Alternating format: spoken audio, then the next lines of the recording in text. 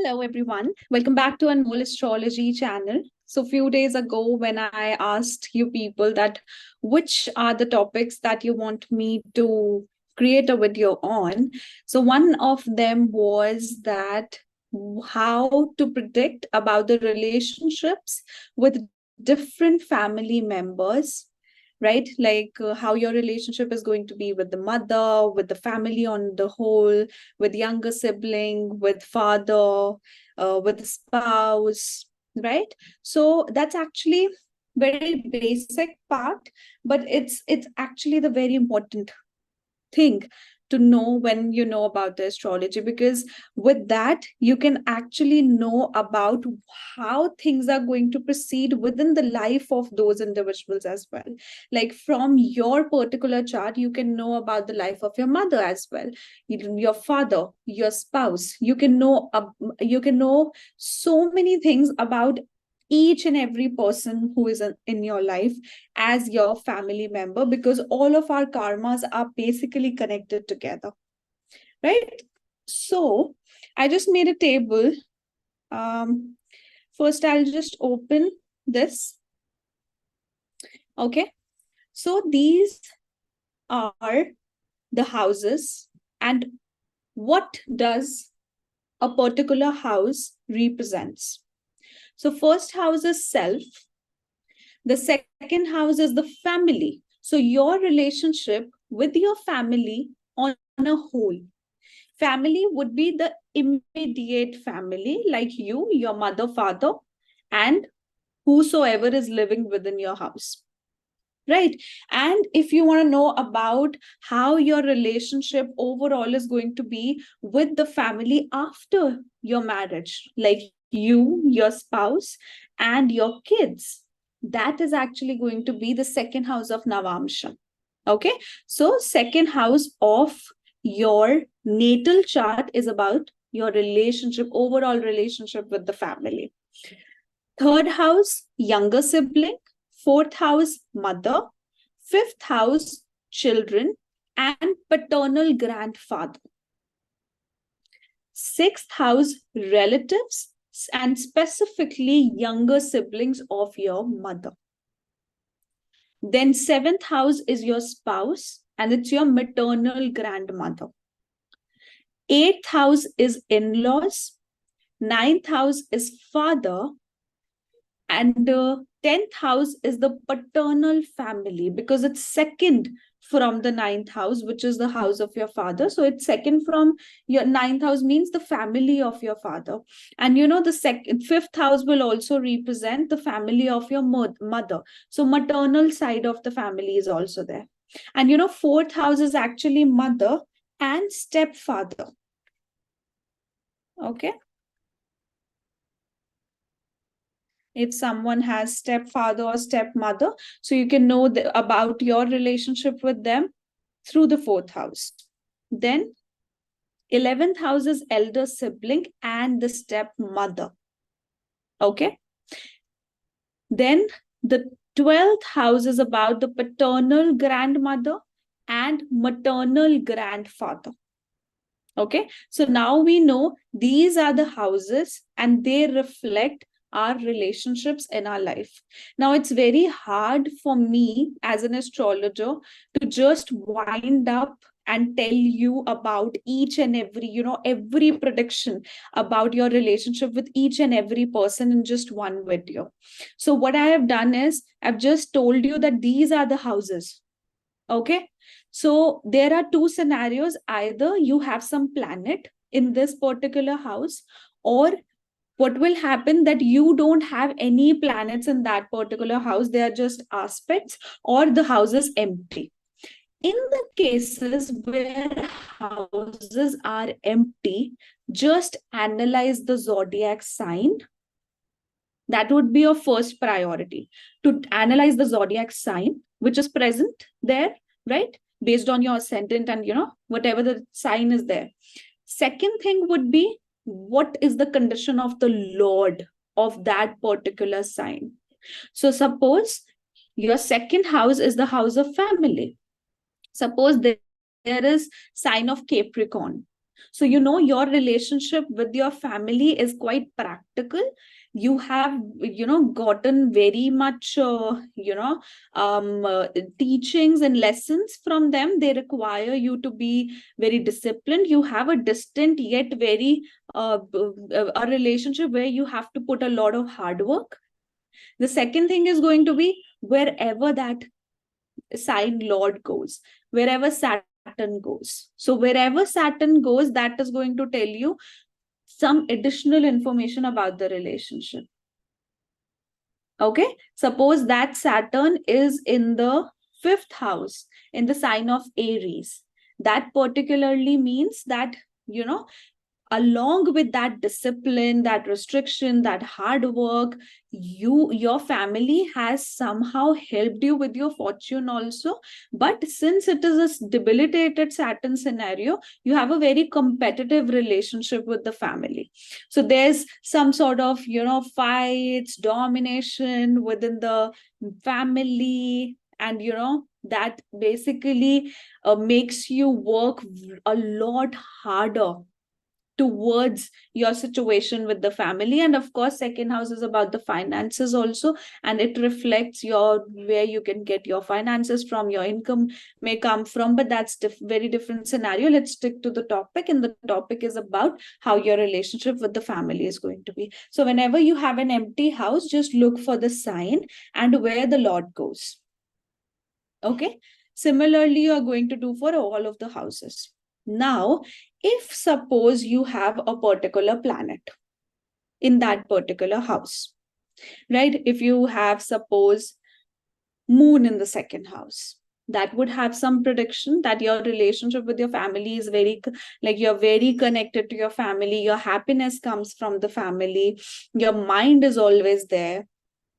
Suppose Mars is in the second house, there's some irritation, there's some vocal irritation which happens, arguments, domination, which is their controlling behavior.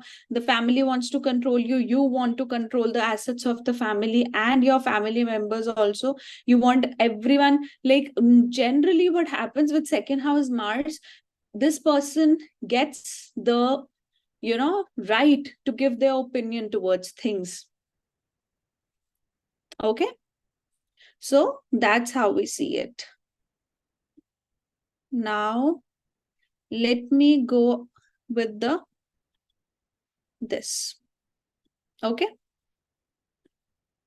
So, if these planets are within that certain house, that is going to reflect the overall relationship with that particular individual. Now we know that which house represents which relationship. If suppose moon is in any of the houses, suppose moon is in the second house, then your relationship with the family is being reflected by moon.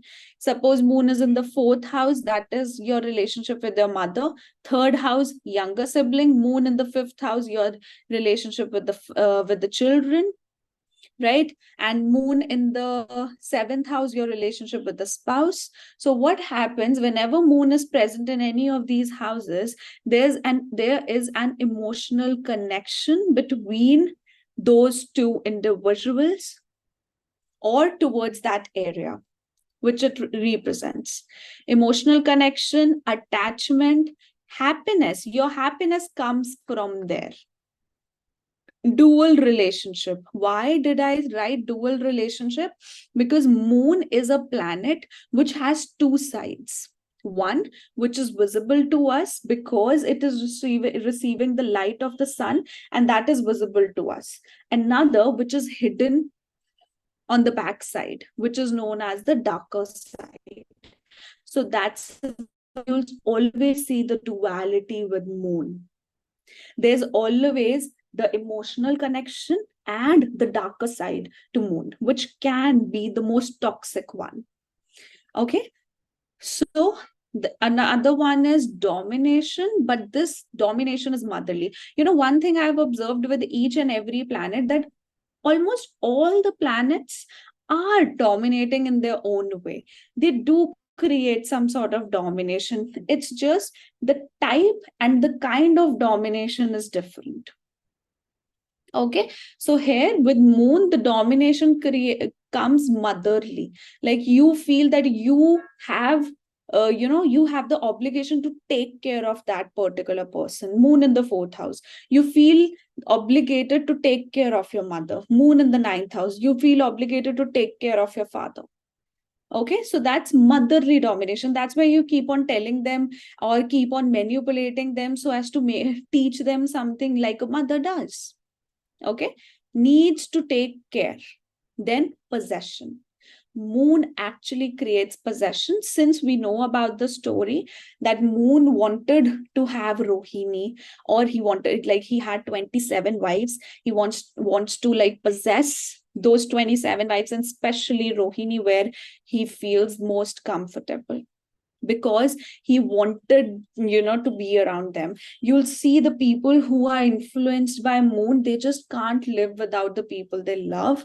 They just want them around them like 24 hours. Okay, so that's actually their possession nature.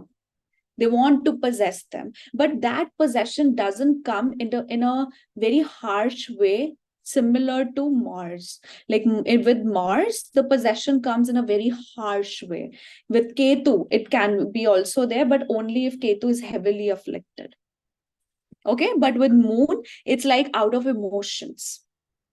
Then sun, wherever sun is placed, suppose it is in the second house, then ego clashes from the family. They'll seek the dependability, right? They would feel that I feel like, you're my, like my family is the one whom I can depend upon. Or I would feel like, I can depend on them and they can depend on me. Sun in the ninth house, similar situation with the father. Okay, so wherever sun is, sun in the seventh house, we know that those are the maximum amount of ego clashes you can have with people. Whoever has sun in the seventh house, people basically perceive them as a very egoistic individual, and they always get into some ego battles with everyone. They just don't know how much to express. They'll just boast, and give their pride and give their aggression out there with anyone, especially with the spouse also, but anyone in general also, because seventh house is also about mass public or people in general. Okay, then you'll treat that particular person as a child.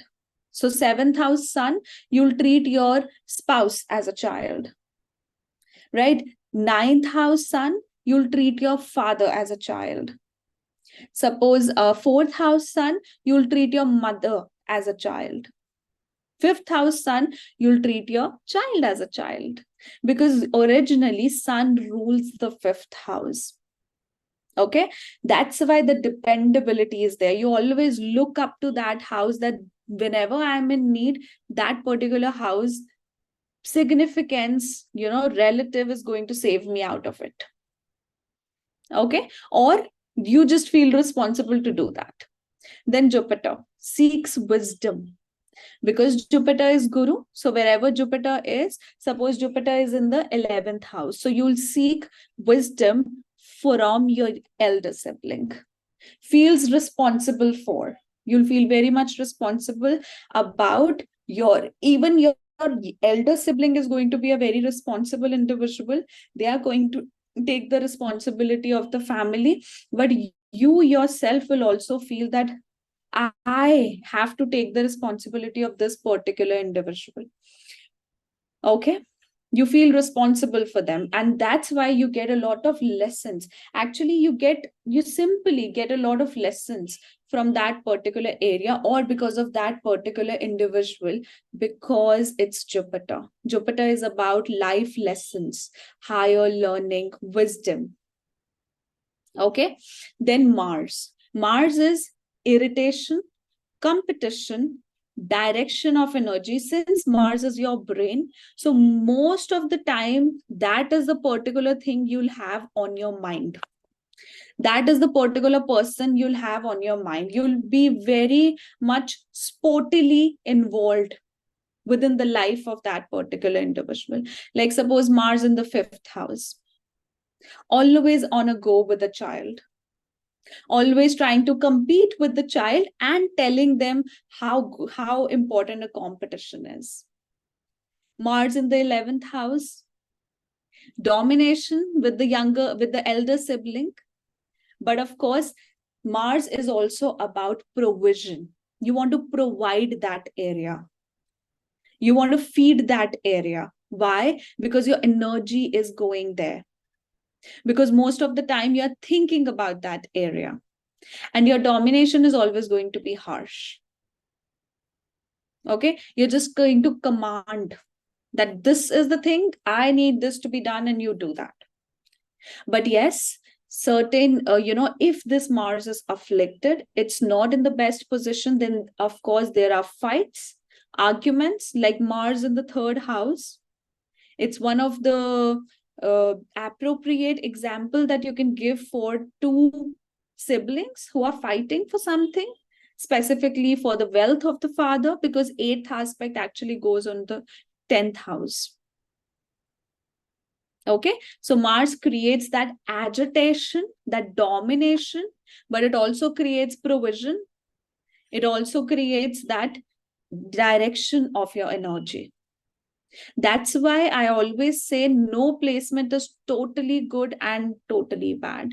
It's always something in between. You just need to know how much bad is it, on what ground it's bad, and what grounds it's good. Then Saturn is distant relationship. Wherever Saturn is going to be there, you're going to face the maximum amount of criticism from that area. Suppose Saturn in the fourth house, maximum amount of criticism from the mother, maximum amount of discipline from the mother. Mother is going to tame you, basically. Like mother is going to teach you how to be in order, how to be a disciplined individual, how to have a focus in life. For that, she might act a lot like colder in life. But whenever you need support, your mother is going to be there to support you. So wherever Saturn is, criticism and judgment comes from that area at the most. And that is the area only where you get the maximum amount of support from. That's why, because Saturn is exalted in the seventh house. Seventh house of mass population, public. And it is the natural ruler of the 11th house, which is recognition, fame. Okay. Then Venus. Venus is devotion. Wherever your devotion is, wherever Venus is, your devotion lies there. Venus, why it is debilitated in the sixth house? Because then your devotion is towards work, towards money. And why it is exalted in the 12th house? Because then your devotion is towards the God, where it should be. Okay. So why Venus is considered good in the seventh house, although due to all the practical researches and stuff, Venus alone in the seventh house can actually harm the significance of the seventh house. But why in the seventh house? Because your devotion will be towards the spouse. You always are trying to balance your relationship wherever Venus is. So always balance is there. Okay. So the devotion, diplomacy, balancing, domination. Domination, what kind? Jealousy kind. That you are going to feel very jealous about if that person is going to give importance or attention to anyone else apart from you. Venus in the fourth house. You want all of the attention of your mother just towards you. Okay. Next, Rahu. Rahu is the obstacle creator, we know. Wherever Rahu goes, Rahu in the second house, obstacles with the family, they are bound to leave their family at some point of time. Second house Rahu also doesn't let you stick on one job. So multiple job changes until unless you go for your own business. Okay, Rahu in the 10th house, always opposition with your father's family or paternal side of the family, and also the father also. Rahu in the 9th house, Opposition with the father, because the opinions, there's lack of common opinion there. Rahu in the fourth house, lack of common opinion with the mother. Rahu in the seventh house, lack of common opinion with the spouse. So there comes obstacles in the relationship. Then there's manipulation. You always try to keep a mirage, keep a picture which you show within that house, which may not be true, but you're trying to show that. You're trying to create the illusion, the mirage. Obsession. You want that particular house the most. So that's why, like, suppose Rahu is in the second house, you want the best lifestyle, or it's just that you want to show people that I have the best lifestyle. I have the best income. I don't have any problems related to income, although you don't have money. Right? So that's what Rahu creates. That's why it creates a difference within the relationship wherever Rahu is placed. And you're also fearful about that particular relationship, although you don't show it, but you have it, the fear. Okay. Then Ketu. Ketu, detachment, peace, transformation, and transparent relationship. Ketu in the fourth house. Although you won't live with your mother for whole of your life, you'll detach at some point, but your peace comes from your home and from your mother. Your peace comes whenever you're around them. Then your relationship with that particular individual is going to be transformed completely at some point of time. Ketu in the seventh house, your relationship with the spouse is going to be transformed, adversely at some point of time. Whenever the transits come in, whenever the, Mahadasha, Antardasha comes in, it is going to happen that time. So you will see, if suppose you're married for 30 years with an individual, 15 years, you had a very different relationship. Next 15 years, you had a very, very different relationship. So it's like an abrupt transformation, a sudden transformation that comes in. Ketu in the third house. Similar thing with the younger sibling. Okay. Then transparent relationship. You're always blunt about things. You're always clear about things. You are clear about the relationship with that particular individual. Ketu in the second house. You're very blunt with your speech. You're honest with your speech. You're very transparent about your relationship with the family. Okay. Then Mercury. Last is Mercury. So Mercury, wherever Mercury is placed, you'll have a very childlike relationship, a very friendly relationship with that particular individual, whosoever is representing that area. And you boast a lot about that area. Suppose Mercury is in the 11th house, you'll be very boastful in front of your friends. You'll just be very communicative with them. Also, you'll feel jealous from them, because Mercury is the karka of jealousy as well. You'll have a huge circle also, and you'll be very boastful in front of them. Mercury in the second house, very boastful about your finances. Mercury in the fifth house, very boastful about your investments, about your children, always trying to, boast about their achievements. And your relationship with the children is going to be very communicative, very friendly, very childlike. So that's how you judge your relationship with the particular individual. Okay. So if suppose you have more than one planet, you have 2 planets, 3 planets, 4 planets, remember, the more the planets, more is the chaos, lesser the planets, lesser is the chaos, right? So if there are more planets, of course, the prediction will change. If there's conjunction of 2 planets, if suppose Mars and Mercury are together in second house and fifth house, then it can actually ruin the relationship. It can actually give, but how you can predict for yourself is just take the qualities of both the planets, just combine them, just use your understanding. Use your understanding so as to know that, yes, that is how this is going to be combined. Whichever degree is the lowest, that particular planet is going to be at the, throne in a way. Like Mercury has the lowest degrees. Mercury is at 2 degrees, and Mars is at, suppose, 10 degrees. Mercury is working there. So the effects of Mars are going to be there, but the Mercury will have the say in that particular conjunction. So it's more of a friendly relationship. But if Mars is at 2 degrees and Mercury is at 10 degrees, that means the agitation is more. Then the speech can also get affected.